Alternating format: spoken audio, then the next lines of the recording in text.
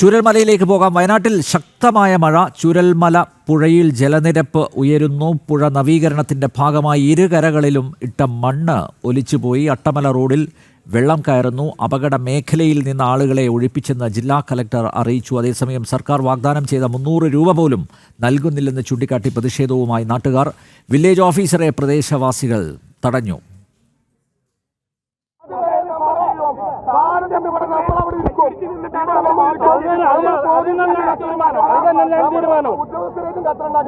നമ്മൾ ആവശ്യം എന്താ?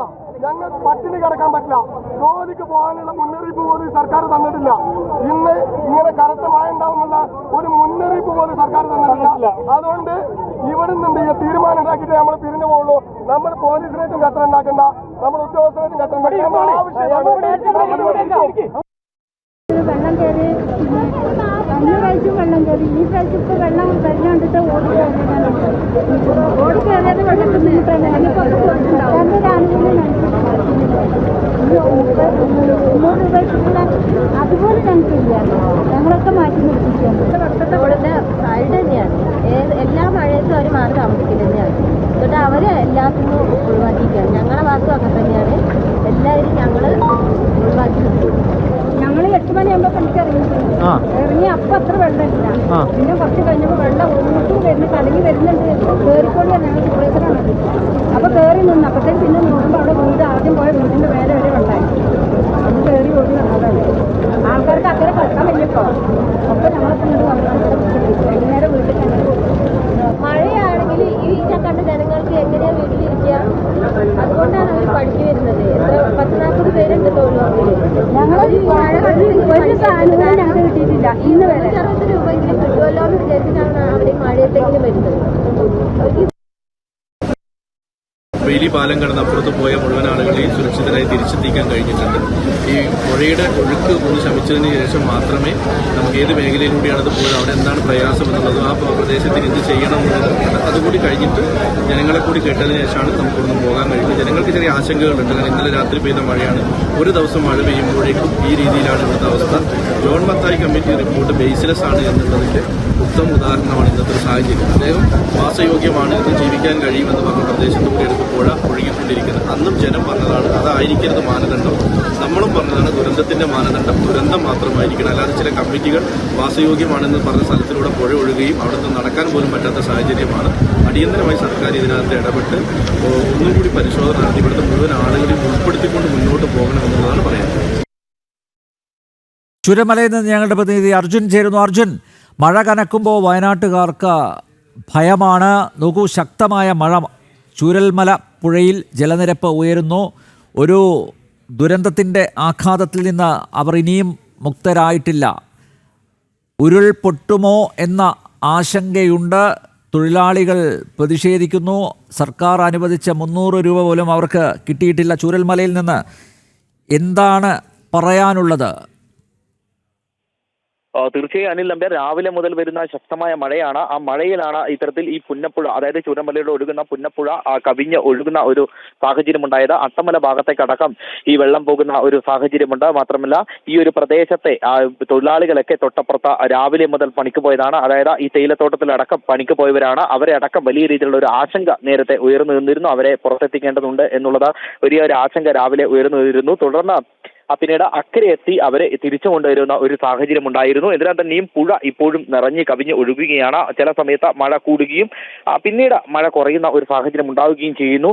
അതുപോലെ തന്നെ ഇവിടുത്തെ കാലാവസ്ഥ നമുക്ക് പ്രെഡിക്റ്റ് ചെയ്യാൻ കഴിയാത്ത രീതിയിലേക്ക് മാറുന്ന ഒരു സാഹചര്യമാണ് ഉള്ളത്. ചില സമയത്ത് മഴ ശക്തമാവുകയും പിന്നീട് മഴ അതേപോലെ കുറയുന്ന ഒരു സാഹചര്യം ഉണ്ടാവുകയും ചെയ്യുന്നു. എന്നാൽ തന്നെയും പുഴയിലെ ജലനിരപ്പ് യാതൊരു വിധത്തിലും കുറയുന്നില്ല എന്നുള്ളതാണ് നമുക്ക് ഇവിടെ നിന്നും മനസ്സിലാക്കാൻ കഴിയുന്നത്. മാത്രമല്ല അല്പസമയം മുമ്പാണ് സ്പെഷ്യൽ ഓഫീസർ, ദുരന്ത നിവാരണ അതോറിറ്റിയുടെ സ്പെഷ്യൽ ഓഫീസർ ഇവിടെ എത്തി ആ സ്ഥിതിഗതികൾ വിലയിരുത്തിയത്. അദ്ദേഹത്തോട് കൃത്യമായി തന്നെ നാട്ടുകാർ തങ്ങളുടെ ആശങ്കകൾ അറിയിച്ചതാണ്. ഈ ഒരു പ്രശ്നം മാത്രമല്ല തങ്ങൾക്കുള്ളത്. നേരത്തെ അനിൽ നമ്പ്യാർ സൂചിപ്പിച്ചതുപോലെ തന്നെ 300 രൂപ അടക്കം തങ്ങൾക്ക് ലഭിക്കുന്ന 300 രൂപ 9,000 രൂപ അടക്കം ഉള്ള ആനുകൂല്യങ്ങളൊന്നും തങ്ങൾക്ക് ഇപ്പോൾ ലഭിക്കുന്നില്ല. പലർക്കും അത് ലഭിക്കുന്നില്ല എന്നുള്ള ഒരു പരാതിയാണ് പ്രധാനമായും ഇവർ ഉന്നയിക്കുന്നത്. ചിലർക്കൊക്കെ ആ തുക ലഭിക്കുന്നുണ്ട്, ചിലർക്ക് ആ തുക ലഭിക്കുന്നില്ല എന്നുള്ള ഒരു പരാതിയുണ്ട്. മാത്രമല്ല ഈ ഒരു ലിസ്റ്റിൽ, അതായത് ദുരന്തബാധിതരായവരുടെ ലിസ്റ്റിൽ പലരെയും ഉൾപ്പെടുത്തേണ്ടതുണ്ട് എന്നുള്ളതടക്കമാണ് ഈ നാട്ടുകാർ പറയുന്നത്. പറയുന്നത്. മാത്രമല്ല ജോൺ മാത്തായി കമ്മിറ്റി ഇവിടെ നിശ്ചയിച്ചിട്ടുള്ള സ്ഥലങ്ങൾ ഗോസോൺ സ്ഥലങ്ങളുണ്ട്, അല്ലെങ്കിൽ സേഫ് ആയിട്ടുള്ള ചില സ്ഥലങ്ങളുണ്ട്. ആ സേഫ് ആയിട്ടുള്ള സ്ഥലങ്ങളിൽ അടക്കം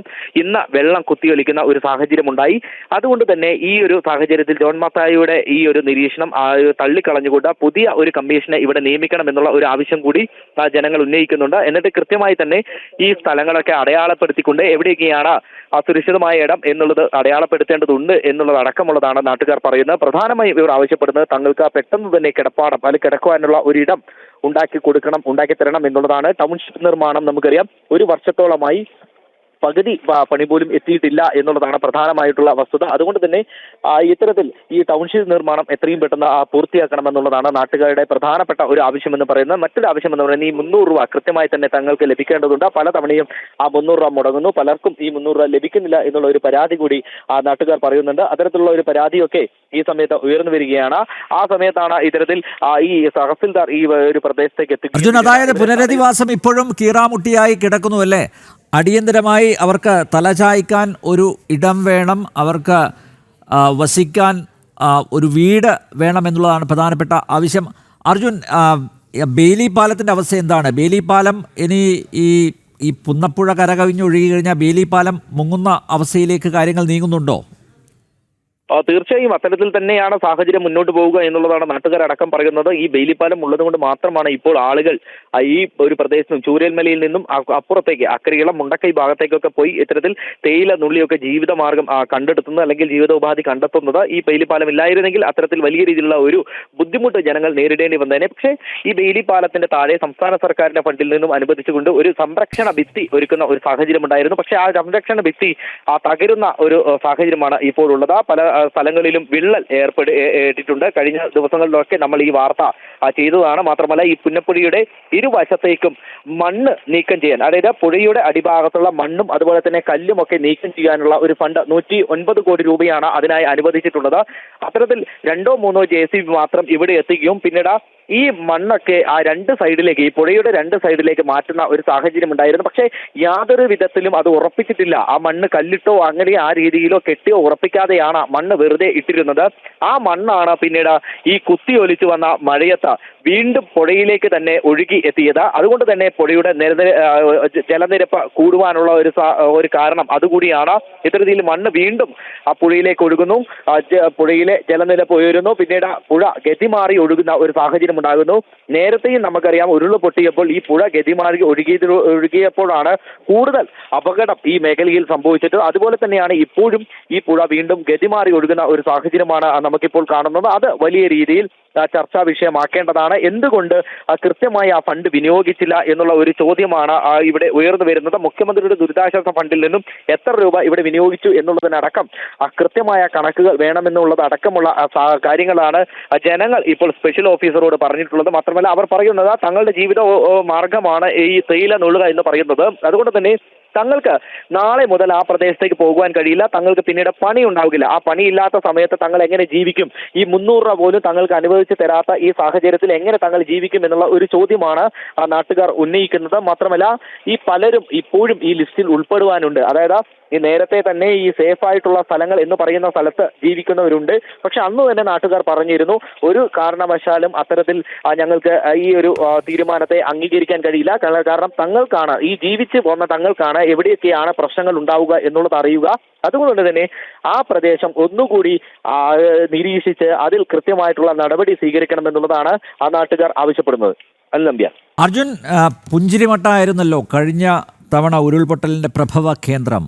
പുഞ്ചിരിമട്ടത്തെ അവസ്ഥ എന്താണ്? മുണ്ടക്കൈയിലെ അവസ്ഥ എന്താണ്? ഇപ്പോൾ അട്ടമല റോഡ് അത് വെള്ളത്തിൽ മുങ്ങിയിരിക്കുകയാണ് എന്ന റിപ്പോർട്ടുകൾ പുറത്തു വരുന്നു. അർജുൻ, ഈ മേഖലകളിലൊക്കെ ആളുകൾ താമസിക്കുന്നുണ്ടോ ഇപ്പോൾ? അന്ന് ആ ദുരന്തത്തിന് ശേഷം ഇവരെയൊക്കെ പുനരധിവസിപ്പിച്ചിട്ടുണ്ട്. ഇവർക്ക് പക്ഷേ സ്ഥിരം വസതികൾ ഇതുവരെ തയ്യാറായിട്ടില്ല, അതൊക്കെ നിർമ്മാണത്തിലിരിക്കുന്നു എന്നാണ് പറയുന്നത്. നിലവിൽ ആ മേഖലയിൽ ആളുകൾ താമസിക്കുന്നുണ്ടോ? അവരെ എങ്ങോട്ടേക്കാണ് മാറ്റി പാർപ്പിച്ചിരിക്കുന്നത്? തീർച്ചയായും അനിൽ നമ്പ്യാർ, ഈ അട്ടമല ഭാഗത്ത് അതായത് തൊട്ടപ്പുറത്തേക്ക് ആ വനവാസി കോളനികളൊക്കെ ഉണ്ട്. ഈ സ്ഥലങ്ങളിലൊക്കെ ആളുകൾ താമസിക്കുന്ന ഇടമാണ്. ചിലരൊക്കെ ഈ ഒരു വിഷയങ്ങൾ കാരണം മറ്റു സ്ഥലത്തേക്ക് താമസം മാറിയിട്ടുണ്ടെങ്കിലും പലരും ഇപ്പോഴും ഈ താമസിക്കുന്നത് ഈ അട്ടമല ഭാഗത്തൊക്കെ തന്നെയാണ്. മാത്രമല്ല ഈ ചൂരന്മലയുടെ ഈ പ്രദേശങ്ങളിൽ ഈ കച്ചവട സ്ഥാപനങ്ങളൊക്കെ തുറന്നിരുന്നു. അവരൊക്കെ ഇപ്പോഴും ഈ ഒരു പ്രദേശത്ത് തന്നെയാണ് ഇപ്പോഴും ഉള്ളത്. കച്ചവടം സ്ഥാപനങ്ങൾ 1-2-3 കച്ചവട സ്ഥാപനങ്ങൾ തുറന്നുകൊണ്ട് ഇവിടെ തന്നെ നിൽക്കുന്ന ഒരു സാഹചര്യമാണ് ഉള്ളത്. മാത്രമല്ല ബസ് റൂട്ട് അടക്കം ഈ പ്രദേശത്തേക്ക് ഉണ്ടായിരുന്നു എന്നുള്ളതാണ്. ആ ഒരു ബസ് റൂട്ട് ഉള്ളത് കൊണ്ട് തന്നെ കൃത്യമായി തന്നെ ആളുകൾ നിരന്തരം ഈ ഒരു പ്രദേശത്തേക്ക് വരുന്ന ഒരു സാഹചര്യം ഉണ്ടായിരുന്നു. പക്ഷേ നാളെ മുതൽ ഇന്ന് മുതൽ ഇവിടെ റെസ്ട്രിക്ഷൻ ഉണ്ട് എന്നുള്ളതാണ് നമുക്ക് മനസ്സിലാക്കാൻ സാധിക്കുന്നത്. ഇവിടെയുള്ള ആളുകൾക്ക് കയറി വരുവാൻ ചെറിയ ഒരു റെസ്ട്രിക്ഷൻ ഏർപ്പെടുത്തിയിട്ടുണ്ട്. നേരത്തെ ഈ നാട്ടിലെ ജനങ്ങൾക്ക് ഈ സ്ഥലത്തേക്ക് പ്രവേശിക്കാനുള്ള ഒരു അനുമതി ഉണ്ടായിരുന്നു. പക്ഷേ ഇന്ന് മുതൽ ആ ഒരു അനുമതി ഉണ്ടാകില്ല എന്നുള്ളതാണ് നമുക്ക് അറിയാൻ കഴിയുന്നത്. കൃത്യമായി തന്നെ അതായത് ബെയിലി പാലത്തിൽ യാത്രാ നിയന്ത്രണം ഏർപ്പെടുത്തും. തീർച്ചയായും അത്തരത്തിൽ തന്നെയാണ്. ബെയിലി പാലത്തിലടക്കം യാത്രാ നിയന്ത്രണം ഏർപ്പെടുത്തും എന്നുള്ളതാണ് നമുക്ക് മനസ്സിലാക്കാൻ സാധിക്കുന്നത്.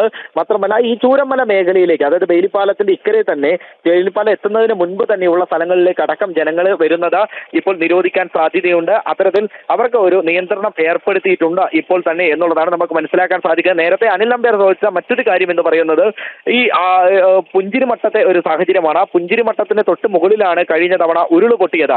ആ സ്ഥലത്ത് ബാക്കിയുള്ള മണ്ണ് ഉണ്ടായിരുന്നു, അതായത് ഇളകി നിന്നിരുന്ന മണ്ണുണ്ടായിരുന്നു. ആ മണ്ണ് ഇളകി ഈ ഒരു കുത്തൊലിച്ച മഴവെള്ളപ്പാച്ചിലിൽ ഈ ഒരു മണ്ണ് കൂടി ഇളകി വന്നിട്ടുണ്ട് എന്നുള്ളതാണ് ഇപ്പോൾ പ്രാഥമികമായിട്ടുള്ള ഒരു നിഗമനം എന്ന് പറയുന്നത്. ആ മണ്ണടക്കം ഈ പ്രദേശത്തേക്ക് ഒഴുകി വരുമ്പോൾ ഈ ശക്തിയായി വരുന്ന മഴവെള്ളത്തിൽ ഈ മണ്ണും അതുപോലെ തന്നെ നേരത്തെ അടിഞ്ഞിരുന്ന ചെളിയും ഈ കല്ലുകളുമൊക്കെ ശക്തമായ രീതിയിൽ വീണ്ടും മുന്നോട്ട് ആഞ്ഞു വരുന്ന ഒരു സാഹചര്യം ഉണ്ടായി എന്നുള്ളതാണ് നമുക്ക് മനസ്സിലാക്കാൻ സാധിക്കുന്നത്. അത്തരത്തിലുള്ള ഒരു നിഗമനമാണ് ഇപ്പോൾ ദുരന്ത നിവാരണ അതോറിറ്റിയുടെ ഭാഗത്തുനിന്നും ഉണ്ടായിട്ടുള്ളത്. മാത്രമല്ല നേരത്തെ സൂചിപ്പിച്ചതുപോലെ തന്നെ ഈ ഇരുകരകളിലേക്കും ഈ കോരി വച്ചിട്ടുള്ള മണ്ണ് ഈ മഴവെള്ളം വരുന്നത് സാഹചര്യത്തിൽ, മഴവെള്ളത്തിന്റെയും അതുപോലെ തന്നെ ഈ മഴയും വരുന്ന സാഹചര്യത്തിൽ അത് ഇടിഞ്ഞ് പുഴയിലേക്ക് തന്നെ വീഴുകയും പുഴയുടെ ഗതി മാറി ഒഴുകാനുള്ള ഒരു സാഹചര്യം ഉണ്ടാവുകയും ചെയ്യുന്നു. നാട്ടുകാർ ഇപ്പോൾ പറയുന്നത് പോലെ തന്നെ സ്വാഭാവികമായും പുഴയുടെ ഒഴുക്കിനെ തടയുവാൻ യാതൊരു വിധത്തിലും കഴിയില്ല. അതുകൊണ്ട് തന്നെ ഇത്തരത്തിലുള്ള സംവിധാനങ്ങൾ അല്ലെങ്കിൽ ഇത്തരത്തിൽ ഫണ്ട് ഉപയോഗിച്ചുകൊണ്ട് ഈ ഫണ്ട് തട്ടുവാനുള്ള പരിപാടികളാണെങ്കിൽ പണം കീശയിലാക്കാനുള്ള പരിപാടിയാണ് സർക്കാർ ചെയ്യുന്നത് എന്നുള്ള ഒരു പ്രധാനമായിട്ടുള്ള ഒരു ആരോപണം കൂടി ജനങ്ങൾ ഇവിടെ ഉന്നയിക്കുന്നുണ്ട്. മാത്രമല്ല ഈ ടൗൺഷിപ്പ് പദ്ധതി, നേരത്തെ നമ്മൾ പറഞ്ഞ പോലെ ടൗൺഷിപ്പ് പദ്ധതി എത്രയും പെട്ടെന്ന് നടപ്പിലാക്കേണ്ടതുണ്ട്. ഈ പ്രദേശത്ത് നിന്നും തങ്ങൾക്ക് മാറേണ്ടതുണ്ട്. അല്ല എങ്കിൽ ഈ ഗോസോൺ ഏരിയകൾ തിരിച്ചിട്ടുള്ള ഈ ഗോസോൺ ഏരിയകളൊക്കെ മാറ്റി ഒന്നുകൂടി ഈ ഒരു സ്ഥലത്ത് പഠനം നടത്തിക്കൊണ്ട് ഏതൊക്കെ മേഖലകളിൽ ഇവിടെ താമസിക്കാൻ കഴിയുമെന്നുള്ളത് പിന്നീട് ഉറപ്പാക്കേണ്ടതുണ്ട് എന്നുള്ളതടക്കമുള്ള ആവശ്യങ്ങളാണ് നാട്ടുകാർ പറയുന്നത്. അർജുൻ തുടരുക. ഞാൻ പ്രജിത്തിലേക്ക് പോവുകയാണ്. ഒരു ആശ്വാസ വാർത്ത വരുന്നുണ്ട്. പുഞ്ചിരിമട്ടത്ത് പുതിയ ഉരുൾപൊട്ടൽ സ്ഥിരീകരിച്ചിട്ടില്ലെന്ന് സംസ്ഥാന ദുരന്ത നിവാരണ അതോറിറ്റി അറിയിച്ചിരിക്കുന്നു. മഴയിൽ ഒഴുകി വരുന്നത് നേരത്തെ ഉണ്ടായ ഉരുൾപൊട്ടലിൽ ഇളകിയ മണ്ണ് എന്നാണ് വിലയിരുത്തൽ. പ്രജിത്ത്, ദുരന്ത നിവാരണ അതോറിറ്റി മറ്റെന്തൊക്കെ കാര്യങ്ങളാണ് പറയുന്നത്?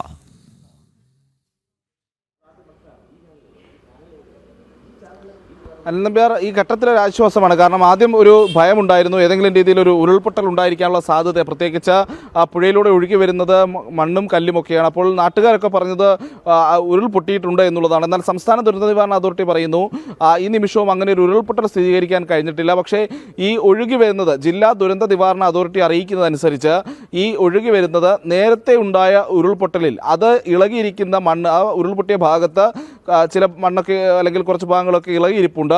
അതിൽ നിന്ന് ഇളകി വീഴുന്ന അല്ലെങ്കിൽ ഇടിഞ്ഞു വീഴുന്ന ചെറിയ തോതിലുള്ള മണ്ണാണ് ഇങ്ങനെ ഒഴുകി വരുന്നത്. അത് കുറച്ച് ദിവസം കൂടി തുടരുമെന്നുള്ളതാണ് സംസ്ഥാന ദുരന്ത നിവാരണ അതോറിറ്റി പറയുന്നത്. കാരണം നേരത്തെ ഉണ്ടായിട്ടുള്ള ഉരുൾപൊട്ടലിൽ ഇളകി പോയ മണ്ണും ഭാഗവുമൊക്കെ അത് പൂർണ്ണമായും ഈ മഴയത്തൊക്കെ തന്നെയാണ് അത് ഒഴുകിപ്പോകുന്നതും ആ പ്രദേശത്ത് നിന്ന് അത് നീങ്ങി മാറുന്നതും പിന്നീട് ബാക്കിയുള്ള ഉറപ്പുള്ള ഭാഗം അത് തുടരുന്നതും അത് സ്വാഭാവികമായിട്ടുള്ള ഒരു കാര്യമായി അല്ലെങ്കിൽ ഒരു ഭൂപ്രകൃതിയായി അവിടെ മാറുന്നതും. അപ്പോൾ ഈ മണ്ണും കല്ലുമൊക്കെ ഇനിയും ദിവസങ്ങളോളം ഇങ്ങനെയും മഴ ശക്തമാകുന്ന സമയത്ത് നദിയിലൂടെ ഒഴുകി വരുമെന്നുള്ളത് തന്നെയാണ് സംസ്ഥാന ദുരന്ത നിവാരണ അതോറിറ്റി അറിയിക്കുന്നത്. അതോടൊപ്പം തന്നെ ഈ നോഗോ സോണിലേക്കുള്ള പ്രവേശനം, ഈ പുഴയിലും പുഴയുടെ നോഗോ സോണിലേക്കുമുള്ള പ്രവേശനം നേരത്തെ തന്നെ കൃത്യമായി നിയന്ത്രിച്ചിട്ടുണ്ട്.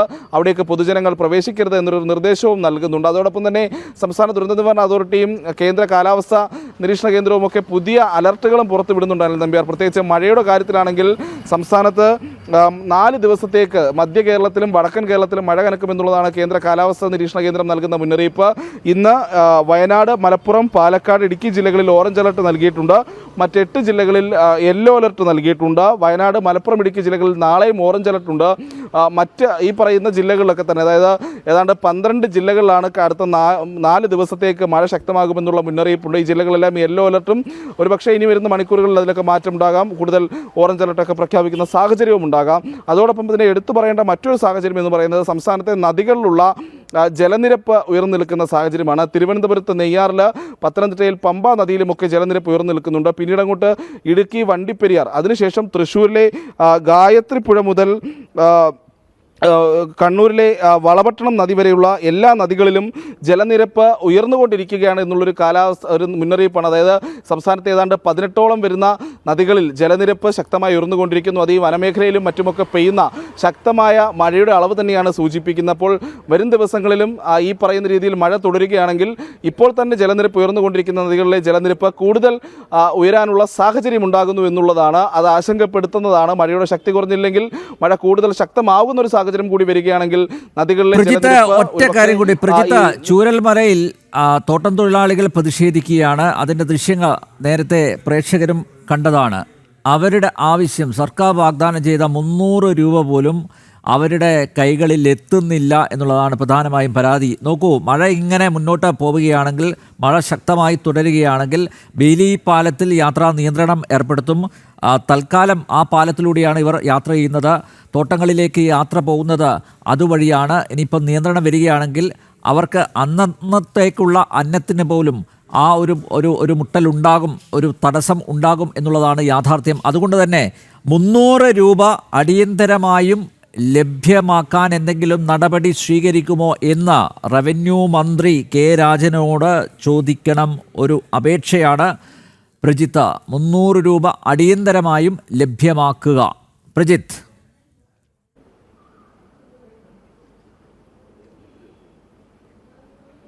അനന്തമ്പിയർ, അങ്ങനെ തന്നെയാണ്. കാരണം അവർക്ക് നൽകാമെന്ന് പറഞ്ഞ പണമെങ്കിലും നൽകിയില്ലെങ്കിൽ പിന്നെ അവർ അതിജീവനവുമായി മുന്നോട്ട് പോകാൻ സാധ്യമല്ല. കാരണം ഇന്നും നമ്മൾ കണ്ടതാണ്, ഈ തോട്ടം തൊഴിലാളികളെയൊക്കെ തിരിച്ച് അവിടെ നിന്ന് രക്ഷപ്പെടുത്തി കൊണ്ടുവരേണ്ട ഒരു സാഹചര്യം ഉണ്ടാകുന്നു, അവിടെ ഒഴിപ്പിക്കേണ്ട ഒരു സാഹചര്യം ഉണ്ടാകുന്നു. ജനങ്ങൾ അങ്ങോട്ടേക്ക് പോകരുതെന്നുള്ളൊരു നിർദ്ദേശം നൽകുന്നതിലേക്ക് കാര്യങ്ങൾ പോകുന്നു എന്നുള്ളതാണ് വയനാട്ടിൽ നിന്ന് അർജുൻ റിപ്പോർട്ട് ചെയ്യുന്നത്. അപ്പോൾ സമാനമായ രീതിയിൽ കൂടുതൽ നിയന്ത്രണങ്ങൾ ആ മേഖലയിലേക്ക് വരും. ഇപ്പോൾ തന്നെ വളരെ ദുരിതത്തിൽ കഴിയുന്ന മനുഷ്യരാണ്. അവർക്ക് കൃത്യമായി നൽകാമെന്ന് പറഞ്ഞ തുക പോലും നൽകുന്നില്ലെങ്കിൽ സാഹചര്യം കൂടുതൽ വഷളാക്കുമെന്നുള്ള കാര്യത്തിൽ തർക്കമില്ല. ഈ സംസ്ഥാന ദുരന്ത നിവാരണ അതോറിറ്റിയും ഈ പറയുന്ന രീതിയിൽ റവന്യൂ വകുപ്പും ഒക്കെയാണ് ഇക്കാര്യത്തിൽ അടിയന്തരമായിട്ടുള്ള ഇടപെടൽ നടത്തേണ്ടത്. മുഖ്യമന്ത്രിയുടെ ദുരിതാശ്വാസ നിധിയിലാണ്ട് 706 കോടി രൂപ ഇപ്പോൾ തന്നെ പൊതുജനങ്ങൾ നൽകിയ സംഭാവന പണം കിടപ്പുണ്ട്. 38 കോടി രൂപ മാത്രമാണ് സർക്കാർ ഇതുവരെ വയനാട്ടിന് വേണ്ടി ചെലവഴിച്ചത്. ബാക്കിയുള്ള തുക ആ ദുരിതാശ്വാസ നിധിയിൽ ഉണ്ട് എന്നുള്ളത് കൂടി സർക്കാരിനെ ഒന്ന് ഓർമ്മിപ്പിക്കേണ്ടതുണ്ട്. ആ പണം വയനാട്ടുകാരുടെ അടിയന്തര ദുരിതാശ്വാസ പ്രവർത്തനങ്ങൾക്ക് ചെയ്യേണ്ടതാണ്. അത് വിലയിരുത്തേണ്ടതും ഉപയോഗപ്പെടുത്തേണ്ടതുമാണ്. പിന്നീടുള്ള റീഹാബിലിറ്റേഷൻ പോലെയുള്ള പരിപാടികൾക്കല്ല തുക ഉപയോഗപ്പെടുത്തേണ്ടതെന്നും സർക്കാർ ഈ ഘട്ടത്തിലൊന്ന് ഓർക്കണം. ഈ പണം അടിയന്തരമായി ജനങ്ങളിലേക്ക് എത്തിക്കാനുള്ള നടപടികളുമാണ് വേണ്ടത്. അതിന് റവന്യൂ വകുപ്പിന്റെ ഭാഗത്തു നിന്നുള്ള എന്തെങ്കിലും ഇടപെടലുകൾ ഉണ്ടാകുമോ എന്നുള്ളത് വരും മണിക്കൂറുകളിൽ നമുക്ക് അപ്ഡേറ്റ് ചെയ്യാൻ കഴിയുന്നതാണ്. അനിൽ. യെസ്, വളരെയധികം നന്ദി പ്രജിത്ത. വയനാട്ടിൽ മഴ കനക്കുന്നു, ശക്തമായ മഴ. ചൂരൽമലപ്പുഴയിൽ ജലനിരപ്പ് ഉയരുന്നു. പുഴ നവീകരണത്തിൻ്റെ ഭാഗമായി ഇരുകരകളിലും ഇട്ട മണ്ണ് ഒലിച്ചുപോയി. അട്ടമല റോഡിൽ വെള്ളം കയറുന്നു. അപകട മേഖലയിൽ നിന്ന് ആളുകളെ ഒഴിപ്പിച്ചെന്ന് ജില്ലാ കലക്ടർ അറിയിച്ചു. അതേസമയം സർക്കാർ വാഗ്ദാനം ചെയ്ത 300 രൂപ പോലും നൽകുന്നില്ലെന്ന് ചൂണ്ടിക്കാട്ടി പ്രതിഷേധവുമായി നാട്ടുകാർ രംഗത്തെത്തിയിട്ടുണ്ട്. വില്ലേജ് ഓഫീസറെ പ്രദേശവാസികൾ തടഞ്ഞു. പക്ഷേ ഒരു ആശ്വാസ വാർത്ത എത്തിയിരിക്കുന്നു. പുഞ്ചിരിമട്ടത്ത് പുതിയ ഉരുൾപൊട്ടൽ സ്ഥിരീകരിച്ചിട്ടില്ലെന്ന് സംസ്ഥാന ദുരന്ത നിവാരണ അതോറിറ്റി വ്യക്തമാക്കിയിരിക്കുന്നു.